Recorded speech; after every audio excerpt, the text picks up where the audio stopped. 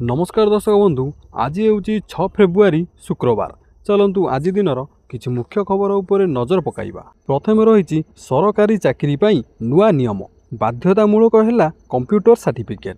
ओडिशा सरकार राज्य रे सरकारी नियुक्ति पई कंप्यूटर दक्षता नियम को कड़ाकड़ी करिसंती एवं ओकेसीएल द्वारा परिचालित ओएससीएटी कोर्स को बाध्यतामूलक योग्यता भावे ग्रहण करिसंती।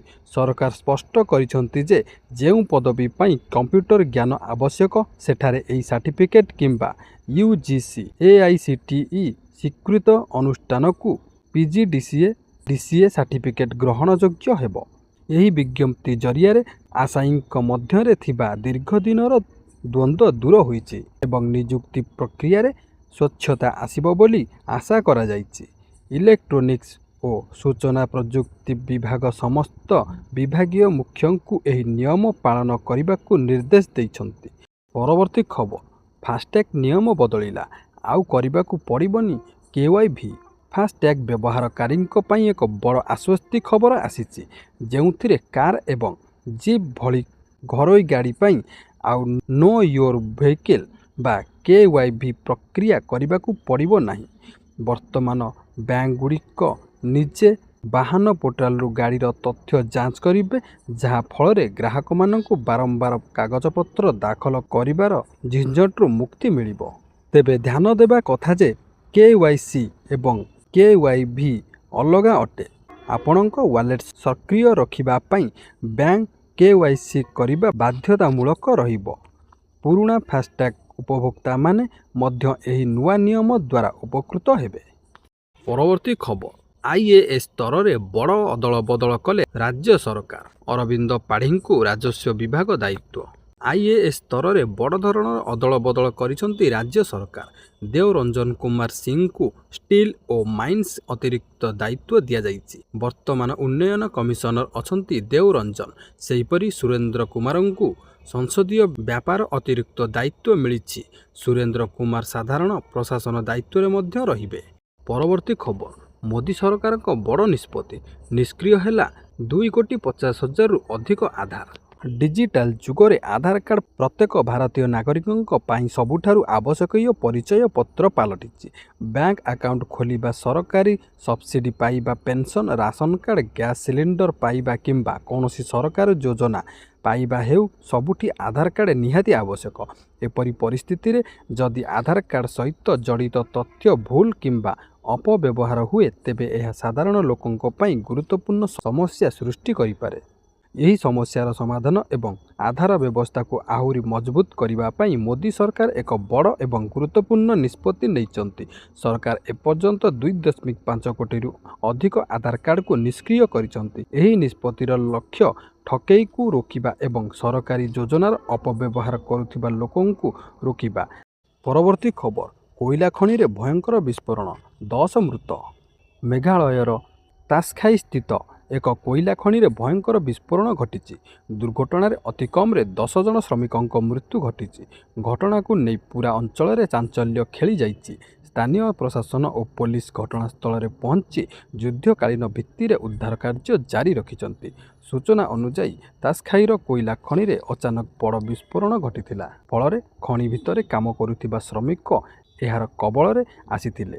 धमाका एते तीव्र थिला जे खनि भितर थिबा श्रमिकों बाहर करिबार सुजोग भी मिली नथिला। मृतकों मध्यरु समस्त श्रमिक आसामर होइथिबा कुहा जाइछि। तेबे प्रशासन पक्षरु एनै स्पष्ट करा जाई नाही। छाती थरा घटना 2 गाँव रे आक्रमण करी 162 जनों को निर्मम हत्या। 2टी गाँव रे उग्रवादी माने आक्रमण करी 162 जनों को हत्या करिसंती। बुधवार दिन जड़े एमपी कहिसंती जे यह सांप्रदायिक मास मध्य नाइजेरियार गाँ उपरे होइथिबा सबुठारु भयंकर आक्रमण। एही अंचलर प्रतिनिधित्व करुथिबा एमपी सदस्य मोहम्मद उमर बायो कहिसंती जे मंगलवार संध्यारे क्वारा राज्यर वारो एवं नुकु गाँ को टार्गेट करी एही आक्रमण करा जाइतिला। इस्लामिक स्टेट गोष्ठी सहित जड़ित लाकुरावा नामक एक सशस्त्र गोष्ठी द्वारा यही आक्रमण करा जाइतिला। परवर्ती खबर तहसिल कार्यालय को धाँ दौड़ू मिलिबो मुक्ति। व्हाट्सएप रे मिलिबो राजस्व विभागर सेवा। ରାଜସ୍ୱ ବିଭାଗରେ ବନ୍ଦ ହେଲା ମଧ୍ୟସ୍ଥି ଯୁଗ। ରାଜସ୍ୱ ସେବା ଓ ଲୋକଙ୍କ ମଧ୍ୟରେ ଆଉ ରହିବନି ମଧ୍ୟସ୍ଥି। ଏଣିକି ସିଧାସଳଖ ଗୋଟିଏ କ୍ଲିକ୍ରେ ମିଳିବ ସମସ୍ତ ରାଜସ୍ୱ ସେବା। ଆଉ ବାରମ୍ବାର ତହସିଲକୁ ଦୌଡ଼ିବାକୁ ପଡ଼ିବ ନାହିଁ। ଘରେ ବସି ହ୍ୱାଟ୍ସଆପ୍ରେ ମିଳିବ ରାଜସ୍ୱ ସେବା ବୋଲି କହିଛନ୍ତି ମୁଖ୍ୟମନ୍ତ୍ରୀ ମୋହନ ଚରଣ ମାଝୀ। ମୁଖ୍ୟମନ୍ତ୍ରୀ ଆମ ସାଥୀ ସହାୟକ ୟୁନିଫାଏଡ୍ ହ୍ୱାଟ୍ସଆପ୍ ଚାଟ୍ ବଟ୍କୁ ଉନ୍ମୋଚନ କରିଛନ୍ତି। 9437292000 ହ୍ୱାଟ୍ସଆପ୍ ନମ୍ବରରେ ରାଜସ୍ୱ ଓ ବିପର୍ଯ୍ୟୟ ପରିଚାଳନା ବିଭାଗର ମୁଖ୍ୟ ନାଗରିକ କୈନ୍ଦ୍ରିକ ସେବାଗୁଡ଼ିକ ମଧ୍ୟ 170ରୁ ଉର୍ଦ୍ଧ୍ୱ ଜରୁରୀ ସରକାରୀ ସେବା ମିଳିବ। 24 ଘଣ୍ଟା ସେବା ଯୋଗାଇବ ରାଜସ୍ୱ ବିଭାଗ। ସେବା ପାଇବାରେ ବ୍ୟାଘାତ ହେଲେ ରାଜସ୍ୱ ବିଭାଗରେ ଅଭିଯୋଗ କରିପାରିବେ ଆବେଦନକାରୀ। ରାଜ୍ୟର 57ଟି ଉପନିବନ୍ଧନ କାର୍ଯ୍ୟାଳୟର ଉଦ୍ଘାଟନ କଲେ ମୁଖ୍ୟମନ୍ତ୍ରୀ ମୋହନ ଚରଣ ମାଝୀ।